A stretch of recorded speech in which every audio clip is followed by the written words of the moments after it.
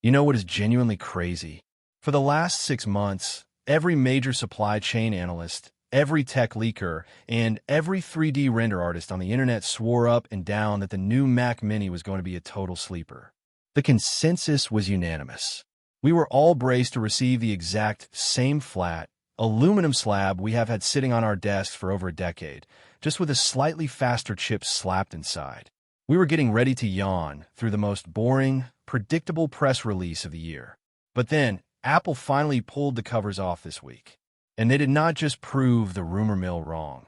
They absolutely humiliated it. So, how did one of the most heavily leaked tech companies on the planet manage to keep a massive form factor redesign completely under wraps? And more importantly, why is the entire Windows mini PC market suddenly hitting the panic button? Well, once you look past the shiny new exterior and see the thermal voodoo Apple engineered inside this tiny box, you will understand exactly why this changes the entire desktop landscape. Let's break down the M4 Mac Mini, because this thing is an absolute monster. Body Part 1. The design revolution and the accidental leak. Here is exactly how this went down. And ironically, it was not even Apple who officially spoiled the surprise. It was a massive, accidental listing by Amazon just hours before the official drop. For years, Apple has been taking their hyper-efficient M-series chips and dropping them into the exact same massive, hollow chassis left over from the old Intel era. If you have ever seen a teardown of an M1 or M2 Mini, it is almost comical. It is basically a tiny logic board sitting in a giant box of empty air. But what nobody saw coming was Apple's absolute obsession with shrinking this machine down to its absolute physical limits. They basically took the massive Mac Studio, shoved it into a shrink ray, and condensed it into an impossibly small 5 by 5-inch footprint. It is barely larger than an Apple TV. You can literally palm a full desktop-class workstation in one single hand. But as any PC builder knows, shrinking a computer is the easy part. Keeping it from turning into a molten block of aluminum on your desk is where things get incredibly difficult. The real secret sauce here, the engineering flex that makes this whole miniature form factor possible, is the radical new thermal architecture. Instead of pulling air from the back of the machine like a traditional PC, Apple routed the entire airflow system through the foot of the device. It actively pulls cool air up from your desk, forces it directly through the logic board and across the M4 silicon, and then exhausts it straight back out the bottom base. It is a brilliant piece of thermodynamic engineering, and the teardowns hitting YouTube right now prove just how densely packed this machine really is. Body Part 2. The release strategy. And if you are wondering when you can actually get your hands on this miniaturized powerhouse, the wait is already over. Pre-orders went live on October 29th, with units officially landing on doorsteps and store shelves on November 8th. But what is really interesting is how Apple chose to roll this out.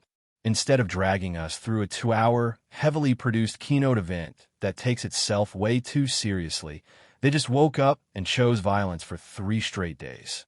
They dropped the M4 iMac on Monday, this radical new Mini on Tuesday, and the powerhouse MacBook Pros on Wednesday. A complete, ruthless refresh of the Mac lineup all at once. Body Part 3. Silicon, Specs, and Apple Intelligence. Now, let's talk about the actual horsepower packed inside this tiny enclosure, because this is where things get genuinely ridiculous. Just like the current setup, Apple is serving this up in 2 distinct flavors. The standard M4 for the everyday user, and the absolutely unhinged M4 Pro for the heavy-duty creatives. The base M4 rocks a 10-core CPU paired up with a 10-core GPU. But the massive kicker here is the hardware-accelerated ray tracing. For a machine this small, that is a tectonic shift for Mac gaming and 3D rendering. But if you step up to the M4 Pro, the numbers start looking like a typo. You get up to a 14-core CPU and a 20-core GPU, pushing an eye-watering memory bandwidth of 273 gigabytes per second. But honestly, forget the raw CPU benchmarks for a second. The single most important spec this year, the only number that LLY matters for the future, is the AI leap. The new 16-core neural engine is a dedicated beast built from the ground up for Apple Intelligence.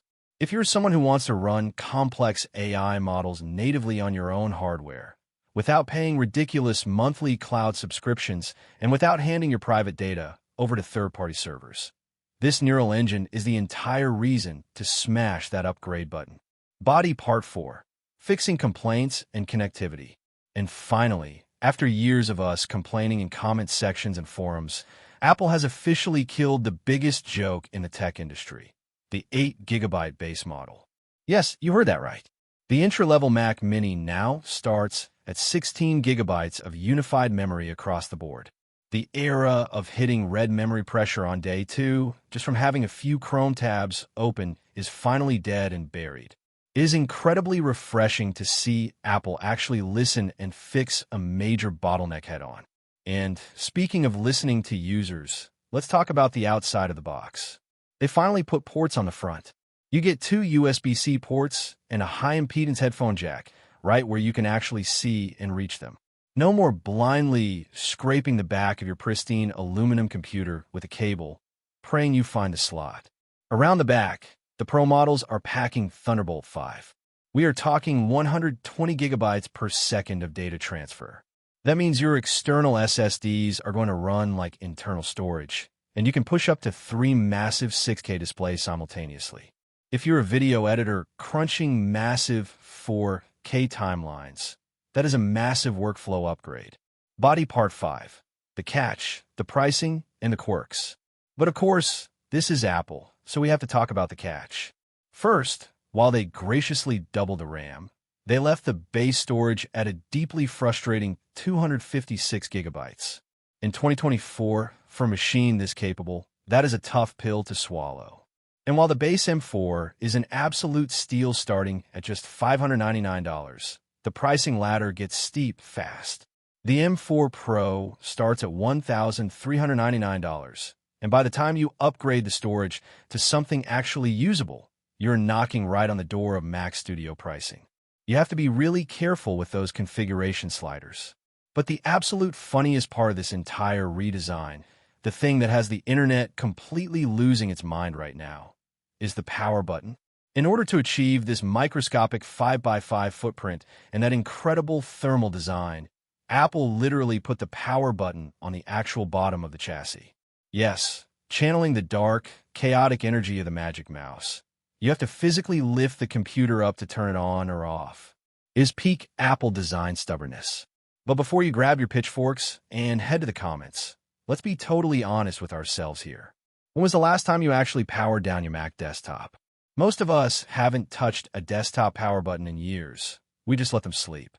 And for a machine that completely obliterates the best-selling Windows PCs in its price bracket while taking up less space than a coffee coaster, tilting the box once every few months is a tax I will gladly pay. Ending. The verdict and call to action. So, here is the bottom line on the M4 Mac Mini. The insiders and the leakers got the design completely wrong, and Apple delivered an absolute powerhouse that finally looks like it belongs in the future. When this little monster drops on November 8th, it is going to represent a really meaningful leap in processing speed, memory allocation, and thermal design. You are just going to have to reach under the chassis for the privilege of turning it on. So I have to ask you, is having a tiny 5x5-inch footprint and front-facing ports worth the trade-off of a bottom-mounted power button? Or would you rather they just kept the older, massive design so you could actually reach the switch without picking the computer up? Drop your thoughts down in the comments below. I read every single one of them. Catch you guys in the next video.